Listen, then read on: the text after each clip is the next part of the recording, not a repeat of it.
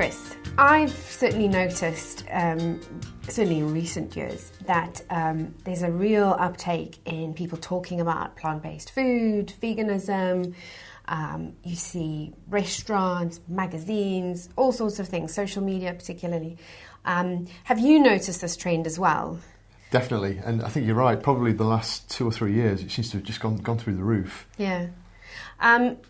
What do you think that is about? I mean, is it just that we're seeing this content because we're interested in it ourselves, or is it really, are people genuinely becoming more aware? Awareness, I think, is at the heart of it, and this stems from right back at school age. So my son, he's only 5, but he'll come home and he'll tell me, this is good for you, this isn't good for you. Already kids, teenagers are starting to think about nutrition, nutrients. Information out there is much better than it used to be, and dare I say it, we know the things that are bad for us, and we consume a lot of them in an everyday diet. So veganism, vegetarianism is getting a lot of press. Yeah. Do you think it's a trend, or do you think it will stick? I think it should be described as a movement. Okay. So it's going in the same direction, but it won't stop. It's definitely taking off. We're seeing the numbers increase. We see inquiries just absolutely rocketing all of the time. Yeah. But as I say, awareness is fantastic.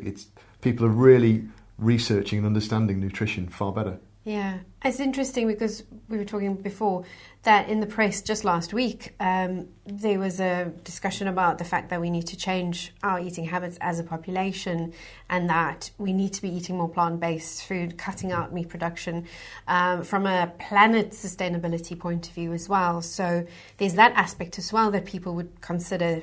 So it's health, but it's also our planet. Do you think that is also something that people have got their heads around or becoming more aware of? Yeah, for sure. And you're right, the two go hand in hand. So we're now seeing the government advising to eat less red meat. We have the government advising to eat fewer dishes of fish. Not because the fish is necessarily bad for you per se, but it can contain other harmful substances as well as the good stuff. So we've got that side of things, but you're right, it's the impact on the planet, the environment, on our oceans. So I think, yeah, the two go hand in hand.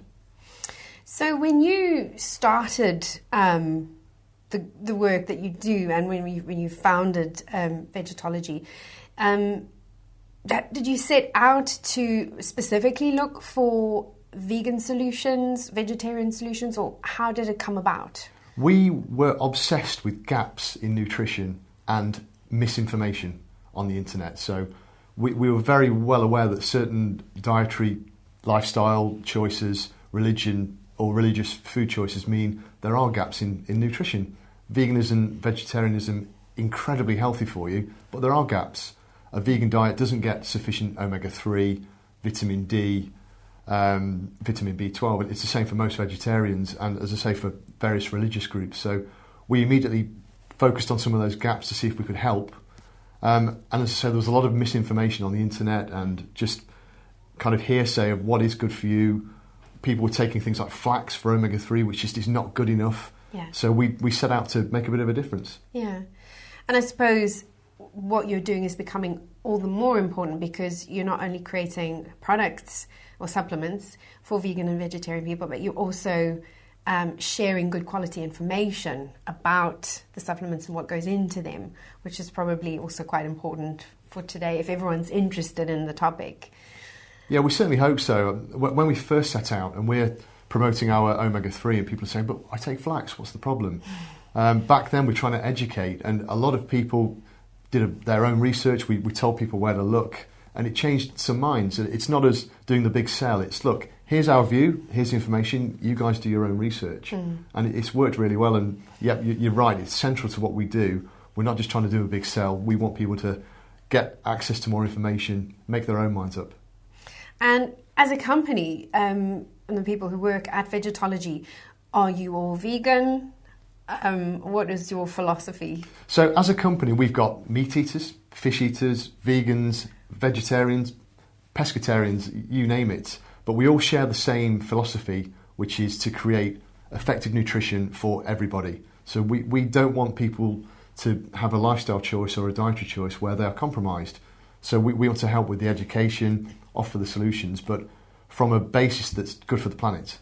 So sustainability, responsible sourcing, and as I say, effective nutrition are central to what we do. Yeah. So if someone's watching this and they are perhaps interested in adopting more of a plant-based lifestyle or going cold turkey and completely becoming vegan, do you have any advice for them? Yeah, so there's plenty of resources on the website, actually, vegetology.com. We've got guides that will just help you in those decisions. But we're also there. We can help with advice. Our phone number's on the website, but people can drop us an email. But as a general thing, is just do your research. There are so many great blogs, communities. The Vegan Society, Vegetarian Society will give you great advice, and just take it a bit at a time. Make sure you're aware what you're getting into with changing your diet, what the gaps might be, the potential impact on your lifestyle, and just ease your way into it.